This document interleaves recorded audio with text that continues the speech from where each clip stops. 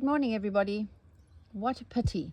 You have just missed the most glorious bird song in this garden. They were all out waiting for me to come out. The lizard is obviously still asleep because I haven't stirred him up, so we are all good. And today on the Snippets, I'm going to be working on the twisted chain and getting that one finished so we can move on to the middle, etc., etc. Now, as you know, I like working in a hoop, and this well, it's not really conducive to working in a hoop, but I'm still going to push on. Now, what we're going to do is I've already started between your little lazy daisies. We're going to be adding a straight stitch with a colonial knot or a bead, whatever you have in your stash. Now, it might look as though to you that it is a pistol stitch. However, I'm not really a fan of a pistol stitch, so what I normally do is I do my stab stitch and then I add my colonial knots or my beads on afterwards. Now, the thread that I'm using in here is a Perle number 12. So for those of you who bought the starter pack, just find a Perle number 12 that will work. Sorry, I'm all tangled up here, Jennifer. That'll work really well. Or else, if you don't have a Perle number 12, maybe just go down to 2 strands of your DMC. Now, I am using a stranded cotton. Oh, the king parrot has just arrived. Oh no, you must see how beautiful the king parrot is. Sure, he is beautiful. We feed him. Oh, gorgeous. Okay, so focus, Jennifer. So because I'm using knots, I am going to use a Milliner's needle, because obviously the Milliner's needle, the eye is the same size as the shaft, and so when I do my knot, it's just going to pull through and not loosen up. So once again, we're going to come from out in between the legs over there, and another one. Sorry, I'm going through so many layers here, and I'm going to go through, and then on the end of them I'm going to do a colonial knot. Now, for those of you who don't know how to do a colonial knot, I have gone through it in a previous video, but I'll do one quickly for you. I'm going to hold my thread. My needle is going to point away from me. I'm going to tuck under, wrap around, stab, pull my thread with this hand really firmly until the knot sits on top of the work, and then pull through. From now on, I'm just going to sort of just go ahead and do them. That's one sort of going through all these seams. Now, you might have thought, oh, Jennifer, there's no, I don't have 2 there. Don't worry about it. Just give yourself 2 on one side of this, or 1 on either side, and that will mimic the others.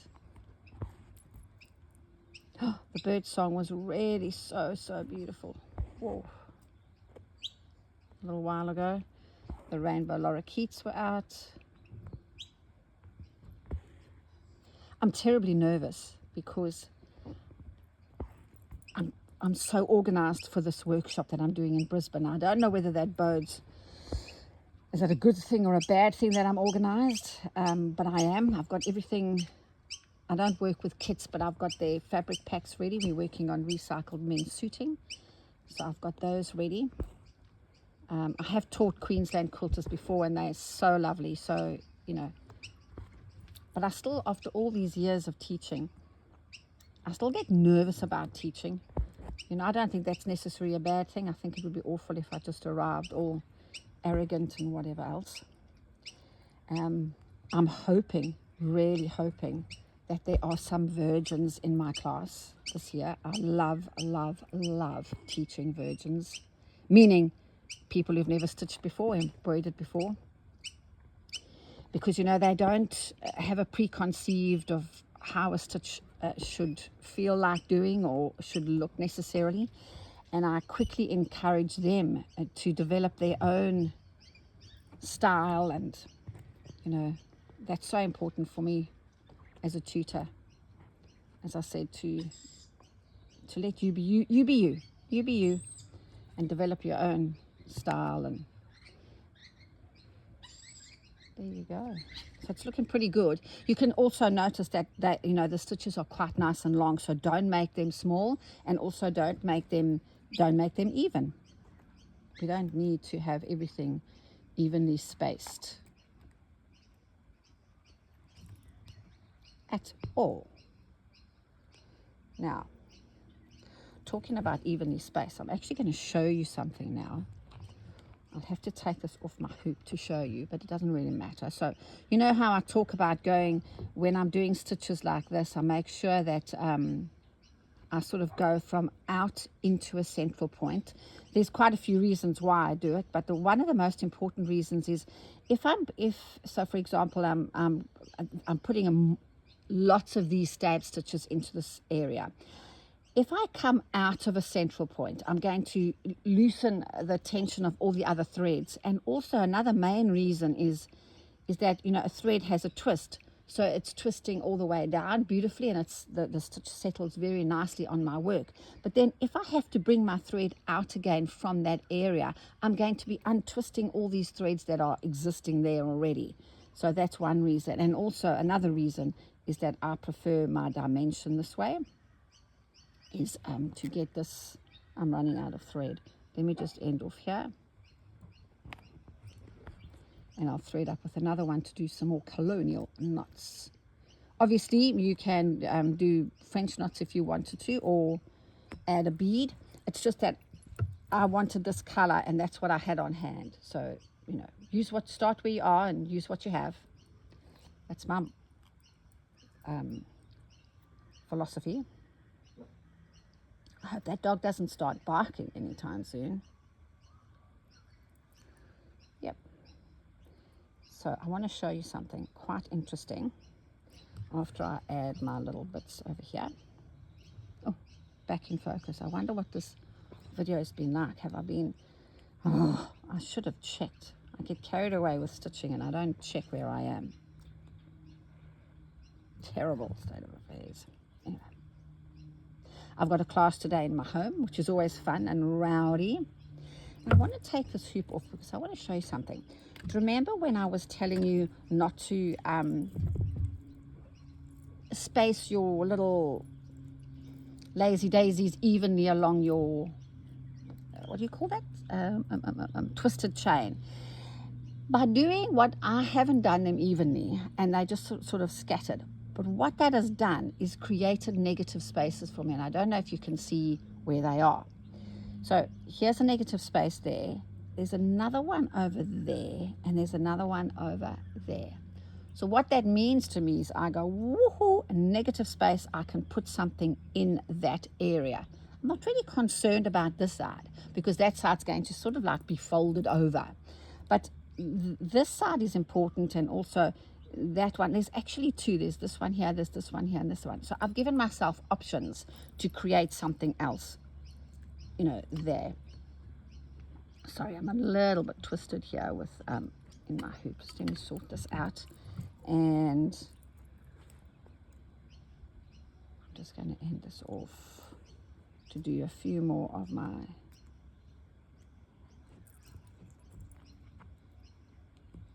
I discovered something the other day. I think that I keep my work, this video might prove me wrong. I think I keep my work a little bit more centered in the camera if I'm using a hoop. But then again, I just generally much prefer to use a hoop than to have my work just flapping around, if at all possible. Now the birds have gone quiet. Oh, they were so beautiful this morning.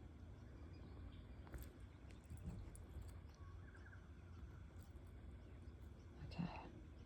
Now there's a few more to go. There's a few more that I still have to do, at the top there. But I mean, you don't have to see me do that, do you? Or do you? I don't know.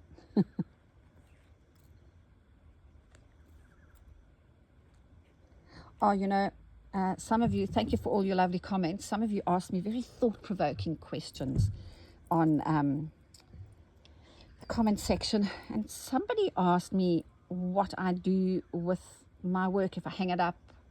What do I do with all my work? And yes, I do hang some of my work up, most definitely. But for, I stitch for different reasons. Lots of the time I'm stitching just because I really, really, really enjoy stitching. So what happens to that bit of work is not really important to me. Also, I do trunk shows, which I don't know if you know what a trunk show is, but and so it's nice if I have work. That isn't why I do work, by the way, but what do I do with my work? So I have an opportunity when I do trunk shows to take samples of my work.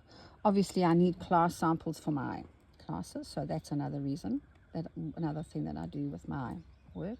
I give it away, except my mom and my mother, who loves my work. She doesn't live in Australia, so, and the postage to South Africa is not at all safe. So that's a problem for me. But generally, lots of my work are my daily stitching, so they're just random streams of consciousness. So there's another reason, I just sort of put them in hoops in my sewing room. I'm going through a knot there. Okay, I might actually just stop that there at this point. Yes, because I'm working without a hoop and it's awkward, and I'm not in not a happy camper here. So I'll put this back in a hoop, and then I'll show you what, if some of you have got spaces, what you can do in those little spaces. Hello, bird. You see it is outside. Oh, let me have a sip of tea quickly. Oh, nice tea. Now, let's draw this because, then you'll be able to see. So you can see, as I said, there is a space here. So what I can do is just one for now. Before I move on and just scatter them everywhere, I'll see what my fingers tell me to do here.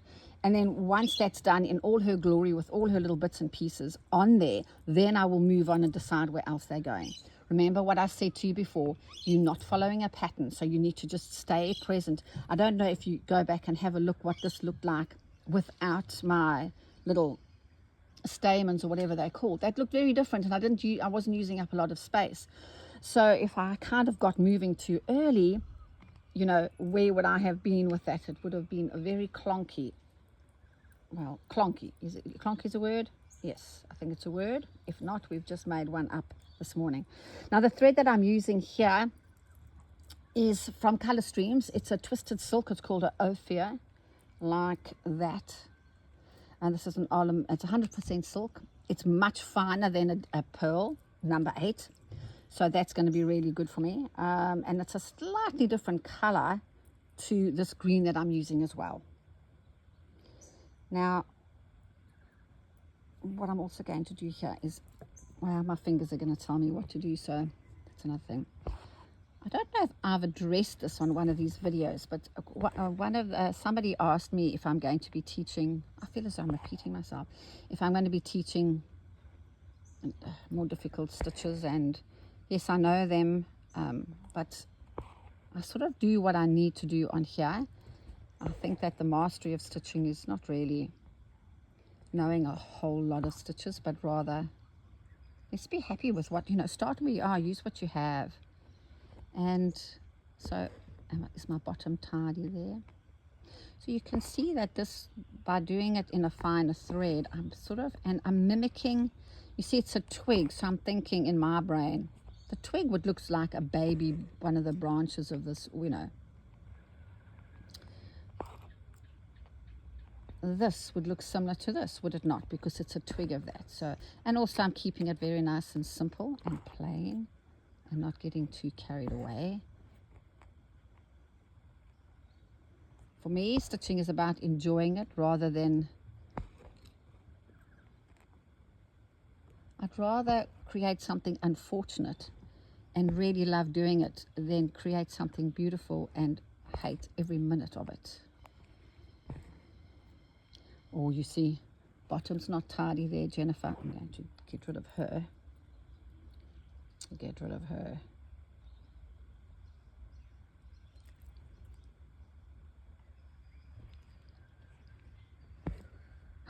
still doing the same thing.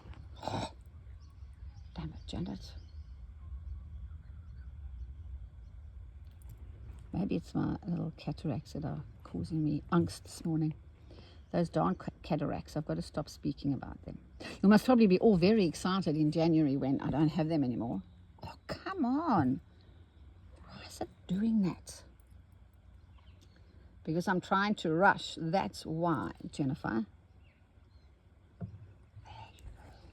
There you go. You see what a difference it makes if you just take your time and do it properly. How's about that?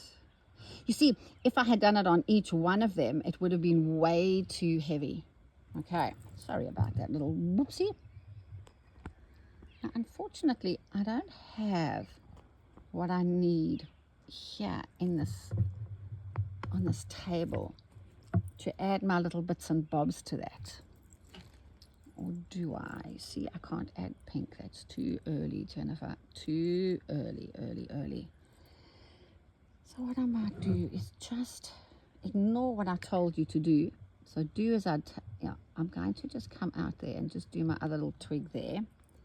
And then find the thread that I will, oh, I know what I will do there. Yes. So you notice I'm starting at the top, turning my work around, and they're nice big stitches. I should have actually started the top on the other one as well. I'm all over the shop today. All over the shop. I'm trying to remember how most people do it. The birds have gone so quiet. Terrible.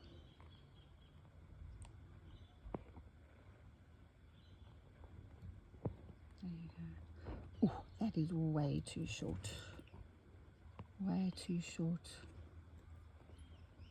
My brain is going to say, why is that stitch too short there?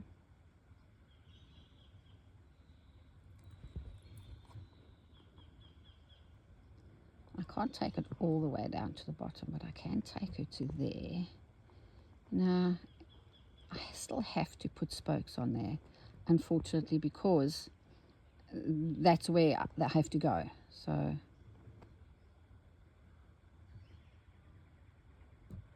now you must probably wondering, well, how can you add a little funny little one? Well, I can, and I have to, because that's what my eye wants me to do. And then I can just add little ones to her. You see, I don't mind when that overlaps like that. I think it adds interest and intrigue. So I don't go, oh, you know, I can't go, I've used my elbow here too, and I'm very unhappy about that. Not having a good morning today, peeps. Not at all. There you go. You see how that little bit of softening has really, really helped. Goodness, I've gone over my 18. So I've got one more to do over there. I'm going to put a little small one there. Then when I have decided what I'm going to put on the edge of this, I will consider this complete. So maybe you can put a bead on there or something like that, and I will, for now, because I don't really know, call that complete. You know, see how I go. And with that, I'm going to love and leave you all and get ready for my morning class. There's the starter pack. I used a Milliner's needle throughout the whole thing, and I used a Perle number 12 there, and I did a stab stitch and a colonial knot over there. So with that, everybody, thanks for watching. Bye for now.